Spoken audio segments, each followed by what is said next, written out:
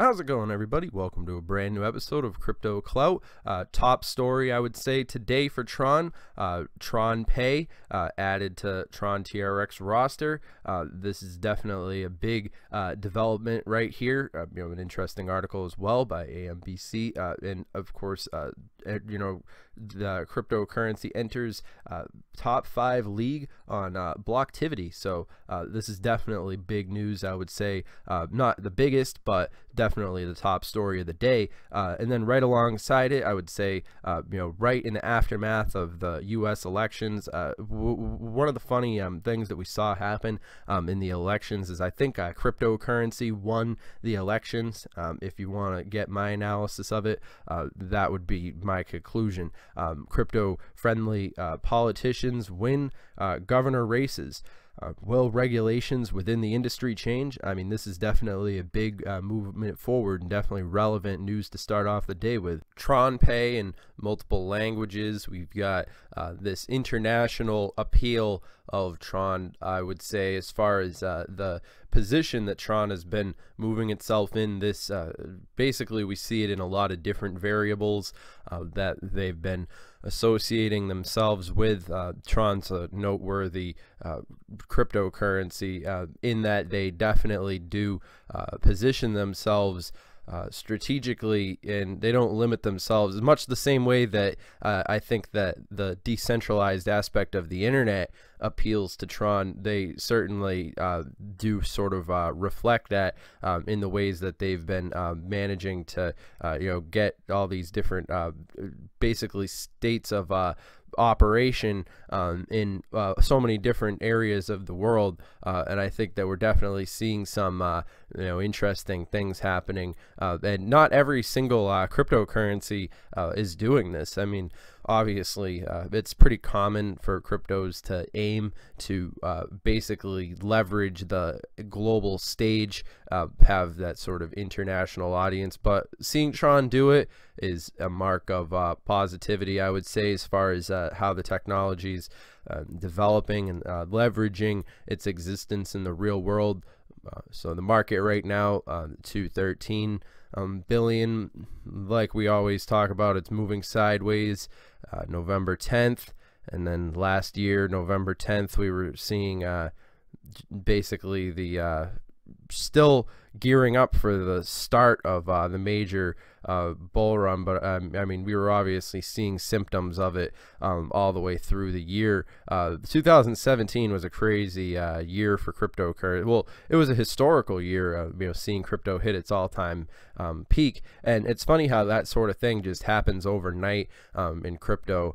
But I mean, seemingly overnight. I mean, 1 year ago, in terms of actually, that was not long ago at all. When you think about the stock market and this sort of trajectory, this sort of impact, it's definitely interesting to see how crypto has shown itself in the past. Now, this year, perhaps it'll continue to move sideways for another year and a half, 2 years. People get impatient with crypto, but I mean, obviously, you can't predict the future based on the past in this space.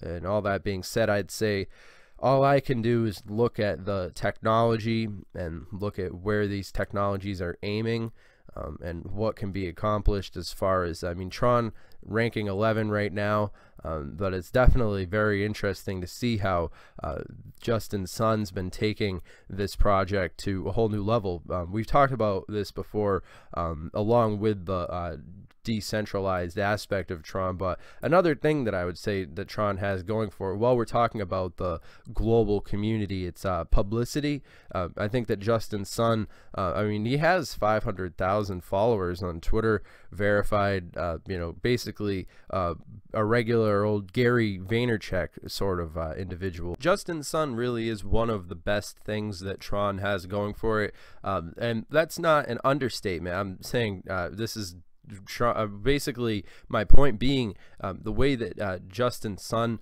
functions, his own personal brand, the way that Justin Sun's marketed himself as a celebrity, is definitely it's symbolic of the way that celebrities are going to be in the future. He basically writes down every single idea that goes through his head and puts it on a tweet, you know, much like we see a lot of different, I mean, he's an avid Twitter user, and basically very vocal with his ideas, and it basically gets, it's sort of like a Kanye West sort of operation.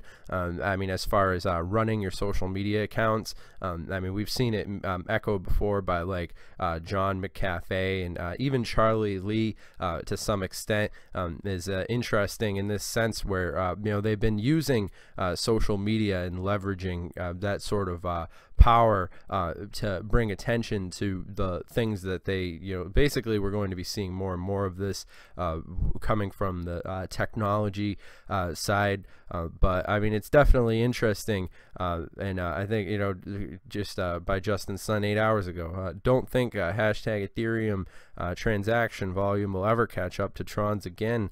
I mean, this is some pretty funny stuff here happening, and I think that Tron, as it's moving right now, I mean, it's definitely interesting. I mean, this tweet by Justin Sun: now San Francisco air smells like Beijing. I've never been to Beijing or San Francisco, so I'm not necessarily sure. I guess I'll take his word for that. But you know, all these different meetings, you know, the meeting with the co-founder of Bancor, I think that these are all good things. I mean, Tron's been, you know, obviously it's San Francisco, and I think that this is definitely going to be an interesting step forward, you know, as far as the technology is concerned. So when we talk about Tron, and we talk about the decentralization of the internet, I think that it's always important to bring up basically what we've been seeing with Facebook, and all these different issues that Facebook has run into because of their approach to, you know, the centralized aspects that they've implemented are going to be their inevitable downfall. Now, with all these different problems that Facebook runs into, where they're deleting people for no reasons that don't really go with the rules of the terms of use on the website, you understand, the fact that these social media platforms like Twitter and Facebook have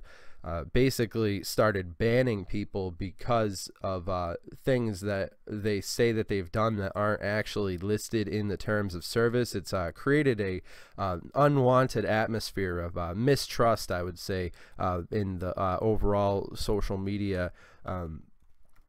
And I mean, obviously this is an opening up of a vacuum for Tron, and any, you know, Steam, all these different cryptocurrency platforms that seek to move in on, you know, even Instagram and all these different things. We've been seeing the decline of the old social media platforms, and the rise of you know, all these new, I mean, you name it, there's so many new social media platforms that do exactly what Twitter aims to do and what Facebook wanted to do, but basically they do it proficiently. And we've talked about this before as well, the fact that you know, one of the biggest problems that MySpace ran into was the fact that well, when they wanted to rebrand themselves, they essentially just copied Facebook, and they didn't go back to their roots and function the website in a way that the users actually want to operate on. And I think that this is a key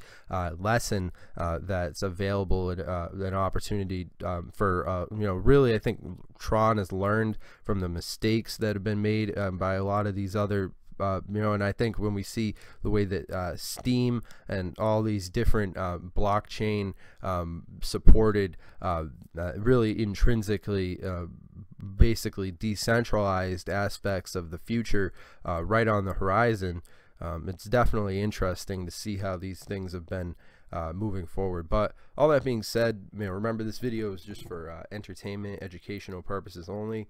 Remember, I'm not your dad. You know, this video is just for basically for fun. I'm just saying my opinion and so forth. But remember, if you're interested, you can connect with us on Twitter, and you know, that's at CryptoTuber. And of course, make sure that you subscribe to the channel and comment down below letting us know what you think about Tron.